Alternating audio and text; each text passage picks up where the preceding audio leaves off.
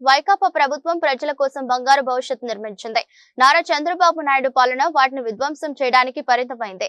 రాష్ట్రంలో red book పేరుతో ఒక అరాచకాన్ని సృష్టించారు. బాబు షూరిటీ మోసం గ్యారంటీ ఎన్నికల ముందు బాబు ఇచ్చిన హామీలు అమలు చేయకపోవడానికి రీకాలింగ్ చంద్రబాబు మేనిఫెస్టో పేరుతో చంద్రబాబు మేనిఫెస్టోని గుర్తుకు చేస్తూ 5 వారాల బృహత్తర కార్యక్రమం. దీనికి సంబంధించిన క్యూఆర్ కోడ్ ఆవిష్కరించారు. ఈ విషయాన్ని ఇంటింటికి చేరేలా కార్యక్రమాన్ని 3వ తేదీన వైసీపీ విస్తృత స్థాయి సమావేశంలో జగన్నాథ ఫంక్షన్ హాల్లో ప్రారంభిస్తారు. ఈ కార్యక్రమంలో జిల్లా వైసీపీ కుటుంబ సభ్యులందరూ పాల్గొని విజయవంతం చేస్తారని చిన్న శ్రీను కోరారు. పాఠశాల ఉపాధ్యాయులు కౌన్సిలింగ్ అస్తవ్యస్తం చేశారు. ఇవాళ అప్పుడే మూతపడుతున్న స్కూల్స్ అని ఎన్రోల్మెంట్ లేక మూతపడే పరిస్థితి వచ్చింది. నేను అడిగాను అప్పుడే ఆ మండలం 3 స్కూల్స్ వచ్చి మూతపడే పరిస్థితి వచ్చింది సార్. సింగిల్ 0 ఎన్రోల్మెంట్ అని చెప్పారు. ఎవరైనా తన భర్త తీసుకుని పెన్షన్ తీసుకుంటే ఆ పెన్షన్ తీసుకున్న తన భర్త చనిపోతే భార్య కుటుంబానికి వెంటనే ఇస్తున్నామని చెప్పారు. మీరు సెప్టెంబర్ నెల నుంచి ఇచ్చారు. ఒక జీవో ఇష్యూ చేశారు. 3 నెలల కాలం జీవో ఇష్యూ చేసి 3 నెలలుగా జీవో కాలం చెల్లింది. కానీ ఇప్పటి వరకు ఎదురు చూస్తా ఉన్నారు. మీరే ఇచ్చారు 80,000 మందికి, సుమారుగా 79,887 మందికి ఒక జీవోలు ఇష్యూ చేశారు. మేమందరం కూడా తన భర్త చనిపోయి తీసుకుంటే పెన్షన్ భార్యకి ఇస్తామని చెప్పి ఇదేం అదనం డబ్బు కాదని గతంలో కూడా చెప్పాను నేను. ఇది గతంలో చూస్తున్న పెన్షన్ మీరు ఎక్కడ ఒక కొత్త పెన్షన్ కూడా ఇవ్వలేదని చెప్పాం. ఇవాళ ఆ పెన్షన్ కూడా 3 నెలల నుంచి చెప్తున్నారు. ఇదిగో ఒక 12వ తారీఖు అన్నారు, మా సంవత్సర కాలం ఇస్తామన్నారు. ఆ నెల అయిపోయింది, గత నెల అయిపోయింది, ఈ నెల 1వ తారీఖు కూడా అయిపోయింది. ఈరోజు కూడా 1వ తారీఖు పెన్షన్లు ఎక్కడ వాళ్ళకి ఎక్కడ లేవు. సుమారుగా ఈ జిల్లాలో తీసుకుంటే సుమారు 4,000 మంది ఉన్నారు. ఉమ్మడి జిల్లా తీసుకుంటే సుమారు 7,000 మంది ఉన్నారు. ఇవాళ ఎక్కడ పెన్షన్ లే.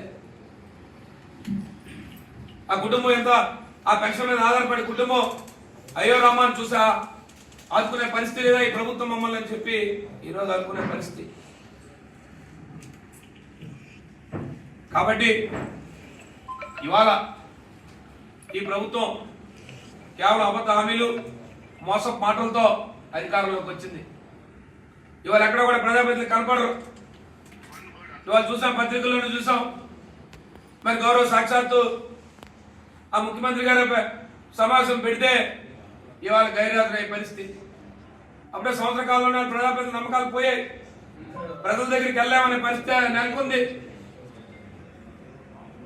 లేదు, ప్రజాప్రతినిధులు ఉన్న ఈ జిల్లాలో ఉన్న శాసనసభ్యులు కానీ మంత్రులు కానీ ఎక్కడా కూడా సమావేశాలకు రారు. ఏ సమావేశాలు కనపడరు.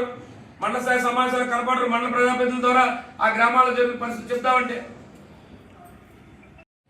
మీరు ప్రతి ఒక్కరికి అనేక హామీలు ఇచ్చారు.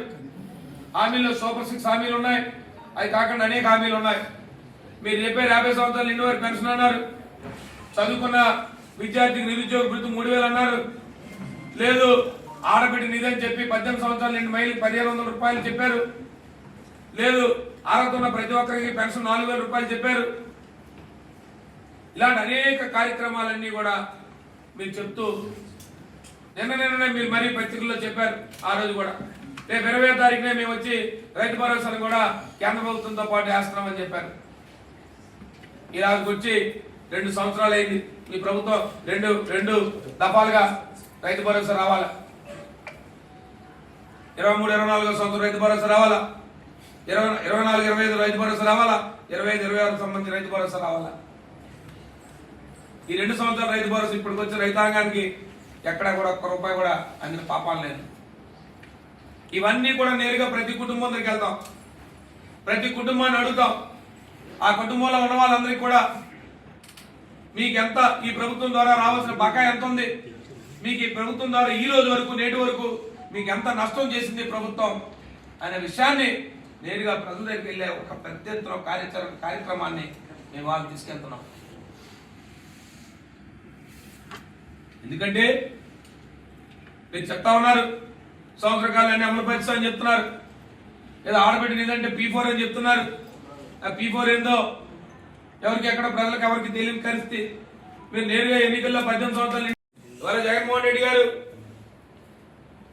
ఎవరైనా కార్యకర్త కోసం పరామర్శకు వెళ్ళినా, లేదు వైఎస్ఆర్ పార్టీ ఈ రాష్ట్రంలో జరుగుతున్న రైతాంగం పట్ల కానీ, లేదు ఈ ప్రభుత్వం తీసుకున్న నిర్ణయాల పట్ల కానీ ఆ రైతాంగాన్ని పరామర్శకు వెళ్తున్నా ఇవాళ ప్రజాదరణ చూసి, ఆయనకు వచ్చిన ప్రజాదరణ చూసి ఇవాళ వారం లేక ఆయన మీద కేసులు కట్టే పరిస్థితి. ఇవాళ కేసులు కడితే వాళ్ళు ఏం జరుగుతున్నాయి, కొన్ని న్యాయస్థానాలు ఏం చెప్తున్నాయి, ఈ రాష్ట్రంలో ప్రజలందరూ కూడా ఏమనుకుంటున్నారు, కేవలం భయభ్రాంతులు చేసో ఒక పోలీస్ వ్యవస్థ ద్వారానో